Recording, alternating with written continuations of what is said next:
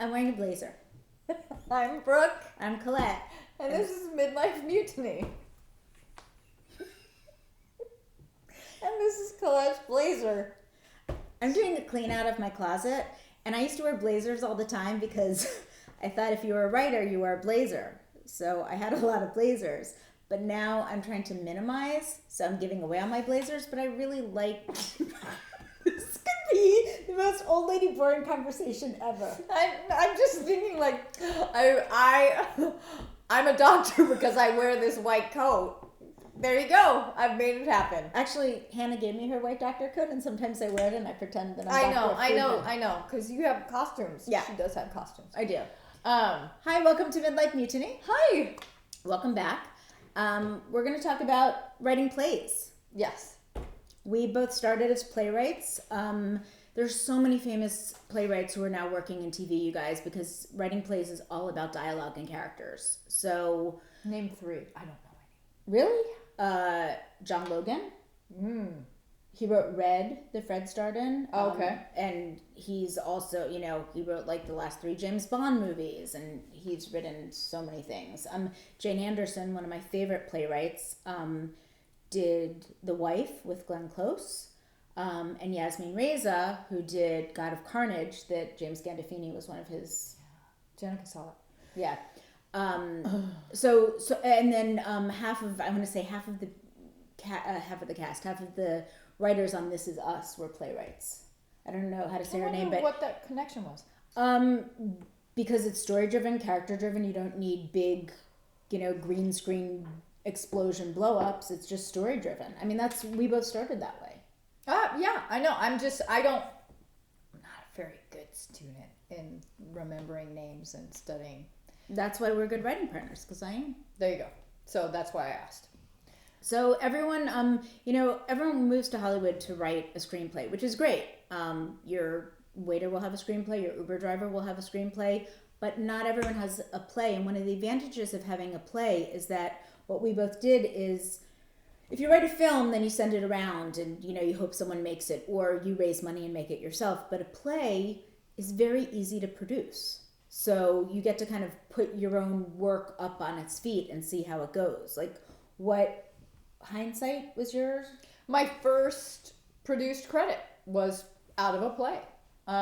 We lucked into a theater space from the acting class that I was in, and I was with my husband at the time. We weren't married yet. And we lucked into, someone said, we have this theater space, you can put something up for free. And so we started playing around with, the couple of people that we were working with and like doing improvs and trying to think of stuff. And then I just said, we all agreed that we wanted to do something that wasn't play-like. Like we wanted to almost do a horror film in a theater. Like we wanted to just really mess with people. And we tried a bunch of stuff, and finally at one point, like, we had gathered some info, and I said, you guys, I'm just going to go and start writing stuff. And they were like, go for it. And it took like a weekend for the bones of it. Like, we worked stuff since then, but the bones of it came out in like a furious weekend of just writing. And that play was called Blitzkrieg, and we put it up in LA, and it got some press, and it got some love. How many people were in it? 4 people, cast of 4 people, and my husband and I were in it with 2 friends of ours, and it was at our theater where we had acting class, and it got some love in LA theater terms. It got some good write-ups. Someone ended up coming who worked at a production company that was owned by this woman who was an actress and always looking for show pieces, I don't know, what things for her to act in. Vanity pieces. Thank you. She was looking for stuff. This person who worked with her saw it, and there's some great parts in it.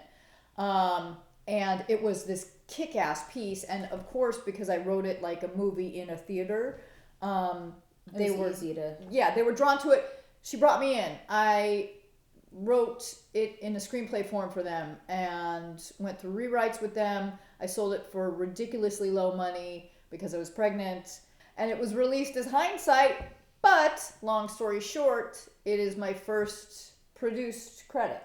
So write a play. Ken Powers, who wrote One Night in Miami, which is I saw it as a play 10 years ago at the Rogue Theater. It's now up for Academy Award or screenplay or something. He was also the same guy who's brought on to co-write, co-direct Soul, which came out, which did good. very well. So good. So again, a playwright, you guys, if you're a storyteller, don't necessarily start at writing a screenplay. Really get your characters and dialogue down, have fun with them, because once you turn it into a screenplay, you're going to have to cut a lot of your dialogue because the camera takes over and the camera finds emotion, and that's how stories are told in film.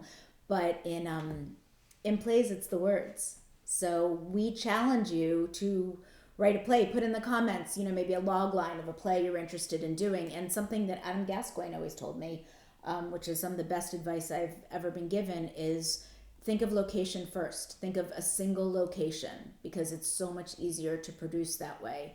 I think all of the plays I've written are all like in a living room or in a bar or in a kitchen, just in one location, because then you're not worrying about the mechanics of scene 1 is on an airplane and scene 2 is in a diner and scene 3 is in the backyard. Keep it in one location. You can always open it up later if you're adapting it into a film, but really just focus on the storytelling. Crossover stuff, expanding on that, if you have it in one location, it's gonna, at some point, if it gets out there to the universe, production companies are going to be attracted to it because it's low budget and they could do it economically. Having said that, when you're in that one location, try and do stuff that's non-theater like it doesn't have to be like talking heads. Like Colette in Sister Cities, she had flashbacks and this stuff and that stuff happening. We had like someone doing a fake hanging, and we did lights out at some point in the whole theater, and we had someone up in the balcony, but the lights came on, and we had stabbings and like crazy town. You don't have to go that far. We were very ambitious, and it was super risky.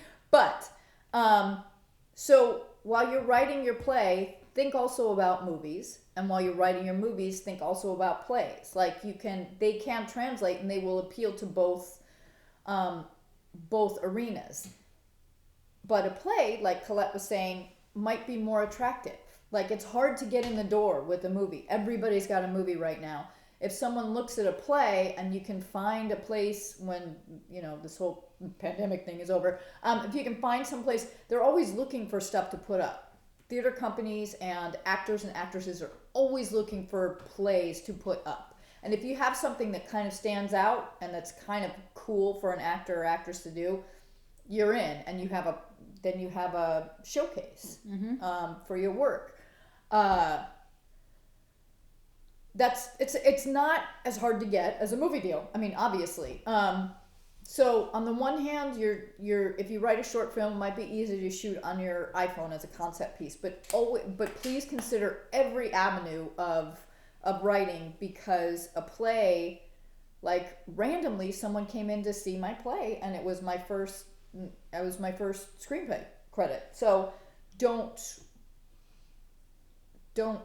not consider. You never know where success is going to come from.